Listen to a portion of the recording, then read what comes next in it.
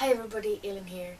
Today I come to you guys with my March wrap-up, which is, high time to do it since it's April and has been so for a couple of days.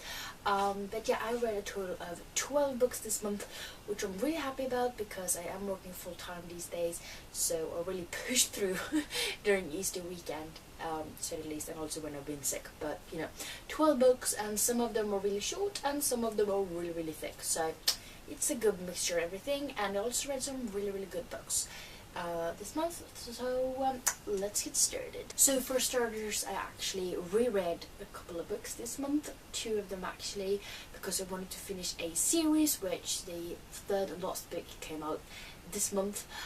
So I reread Illuminae by Amy Kaufman and Jay Kristoff, and everybody probably knows what it's about by now because I've talked about this series so many times.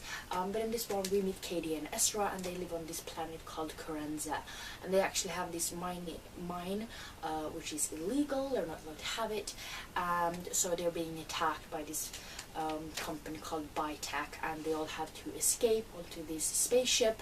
And not everybody makes it through because they're being bombed and shit like that, and they make it onto Kate and Esther makes it onto this spaceship, and there's like disease and death, and they're still being hunted by Bitech, and it's amazing. So I reread this one and I gave it 5 out of 5 stars, obviously. And then I also reread Gemina by Amy Kaufman and Jay Kristoff, which is book 2 in the Illuminae files.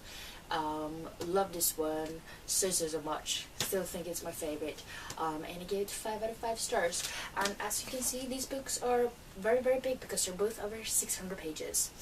And then the reason why I reread those two books was because Obsidio came out, which is the third and final book in the series, and it was really good. And I mean, all of these 3 books, you don't technically need to read them in order, but I do recommend it because you get so many more details, and also you get cameos from different characters from the books, which makes it so much more fun when you actually know who the person is. So likewise goes for this book. It's so good, but read the first 2 books first. But this one is also over 600 pages, but I read this one in one day because I wanted to. But I obviously gave this one 5 out of 5 stars. And actually started a new series, which was The Red Pyramid by Rick Riordan, which is book 1 in the Kane Chronicles, which is a trilogy. And this one we meet Carter and Sadie and their siblings, and they don't actually know each other that well because they haven't been living together since Sadie was 6 and Carter was like 8. But they find out that Egyptian gods are real, and also that there's magic in the world. And I love mythology, I love Rick Riordan, and now I also love this series. So I gave this a 4.5 out of 5 stars. And then I also actually finished an audiobook this month, which I've been listening to since like February or something. But that was Harry Potter and the Deathly Hallows by J.K. Rowling, and this is the British edition. So I've been listening to Stephen Fry, and obviously I gave this book 5 out of 5 stars. I'd give it 100 if I could. It was so good, and I have read this book 20 plus times now. I don't even know how many times, but it's 20 plus times, and I still freaking love it. I love the story. The thing is though that Stephen Fry could not make me cry. It might have been because I was listening to it while on the bus and I don't want to like cry in front of people, but got me emotional, but I did not cry, which it always does when you read a physical copy. So yeah, but it still did give it 5 out of 5 stars because it's an amazing book. And then I also read Batman Nightwalker by Marie Lu, and that was because I read Warcross by her last month and I wanted to read something else by her. So I read Batman Nightwalker, which is book 2 in the DC Icons kind of series. They're all written by different authors. I love Wonder Woman, Wolverine by Leigh Bardugo, so I picked this one up, and it's really short actually. It's not even 300 pages. But it took me such a long time to read this one. I mean, it's about Bruce Wayne, obviously. He's 18 years old. He gets in trouble with the law, so he has to go make community service at this Arkham Asylum for like criminal insane people. And I just did not connect with the characters, did not find the plot interesting. It was like so slow moving, and even though it was such a short book. I could seriously finish this one in one day, but I didn't want to continue reading it, so it took me like a week to finish it, and I had to like force myself to do it, and it wasn't just wasn't my type of book, to be honest. Which really disappointed me, since I love Warcross so much primarily. But I mean, she does still write really well.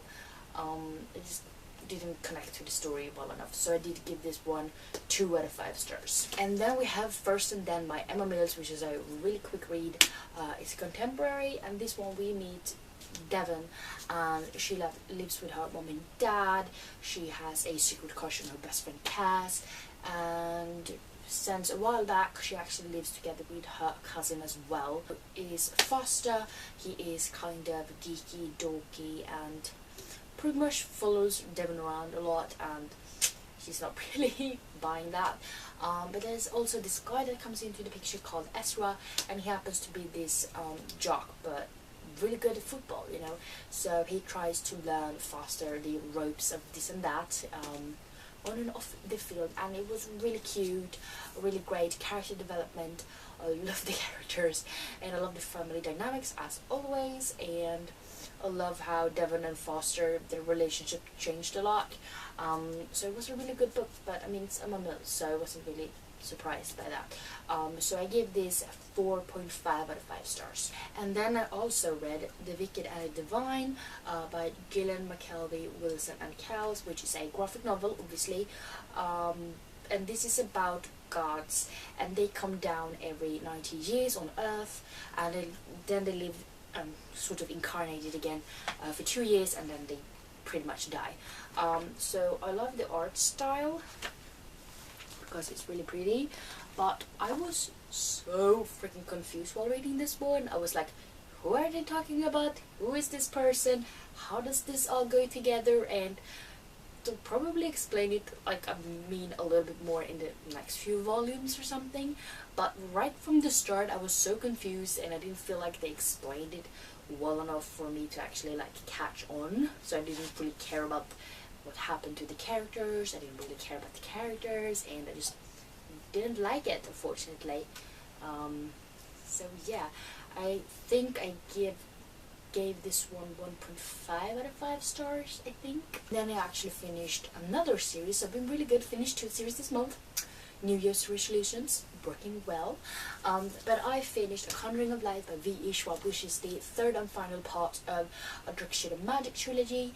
And in this one we meet Kel, and he happens to be one of the last living Antari, which means that they can travel through different versions of London. So we have Black London, Grey London, White London, and Red London. And Kel travels between these different kingdoms, you know, sort of as a messenger between kings and queens, and he actually brings something back with him to Red London where he lives that he's not supposed to, and that sort of starts a lot of shit, really. But this book was so well. I love that you get to see even more of the magic system, new characters, a lot of character development, and a lot of shit happened. Although I do feel like it was maybe a little bit too long. I felt like they didn't need to drag it out as much, but I did still really love this one, so I gave it 4.5 out of 5 stars. And then I also read Varje morgon blir vägen hem längre och längre by Fredrik Backman, and this is a book about Noah and his grandpa, and they usually like sit on this bench talking about memories, talking about things they've done together. The thing is that grandpa sort of is losing his memory. He has it's a story about how the brain pretty much can, you know, let you down and everything like that, and trying to push through, and grandpa's just trying to teach Noah everything he can before he loses all of it and he won't remember anything. So this one was really like beautiful short story. It was a very quick read with beautiful pictures in it, so you have like really small pictures accompanying to the story. I love the characters, I love the story and everything like that. It was really like emotional read, and I gave this one 4 out of 5 stars. And then I remembered actually that I finished 3 series this month, which is really good because that means I finished all of the series I finished this year. I finished in March, so kudos to me. But the very first book I read in March was The Ship of the Dead by Rick Riordan, which is the third and final book in Magnus Chase and the Gods of Asgard. So in this one, we meet Magnus Chase. He's living on the streets. He has been doing so for the last 2 years because his mother passed away, and you know that's where he ended up pretty much. But one day he finds out that Norse gods are real, and also that a Norse god happens to be his dad. So, you know, shit goes down from there. And this is the third and final part. I love the characters. They're so diverse, they're funny, they're like hilarious, and I love their friendship and their relationships with each other and everything like that. But I gave this book 4 out of 5 stars, I believe, because I felt like there was just something missing. I couldn't really put my finger on it, but there was just something missing. You know, that I felt like I've gotten from the other Rick Riordan books, but wasn't really completely there with this one. Can't really say what it is because I don't really know, but it's just, you know, something. But yeah, I did really like this one anyway, so I gave it 4 out of 5 stars. And we have the last book, which actually happens to be the thinnest book as well, but that is Alice in Wonderland, which is the Walt Disney version, and this is a Little Golden Book edition. So it's made up from pictures and the story from the Disney movie, but really short, so it's like, you know, very good for children, and I just love the pictures and everything like that, so it's needed to have it in my collection, which is slowly but steadily still growing very big. But this one we meet Alice, who goes down the rabbit hole, which you all know. It's like 24 pages or something, so it's really quick read. Pretty much just summed up the most important parts. I felt like it was a little bit jumpy, so if you haven't read the original story, you might not like, wait, what happened there? Pretty much because I felt like that, even though I know the story, and I was like, but it is still Alice. I like this little format. It's really quick, and you know, suitable for children and adults, obviously. But I gave this one 5 out of 5 stars regardless. But yeah, those were the 12 books I finished this month, which I'm very happy about. Even though it's no 15 or 16 like I used to read before, you know, working full time, I'm still very happy about it because there's some shit, very freaking long books in there. But yeah, I hope you liked this video. Please let me know down in the comments what you read this month. Was it something you liked maybe a little bit more than all the others, or maybe you hated something you read? I don't know. Let me know down in the comments. And yeah, I hope you liked this video, and if you did, please don't forget to give some thumbs up, and also don't forget to subscribe to my channel by clicking the little button down below. And yeah, I hope we see each other next time. Bye.